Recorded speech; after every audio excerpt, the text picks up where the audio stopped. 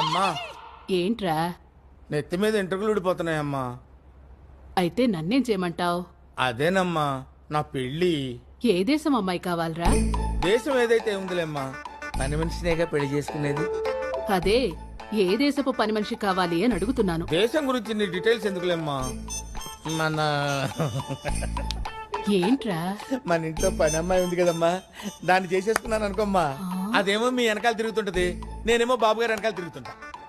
పాపం మంచి పిల్లరా. అవునమ్మా. చూస్తూ చూస్తూ దాని గొంతు ఎలా కోయమంటావు? సరే, దానికి ఇష్టమేనా? ఏమోనమ్మా, నా ప్రయత్నం నేను చేశాను. అదెక్కడా?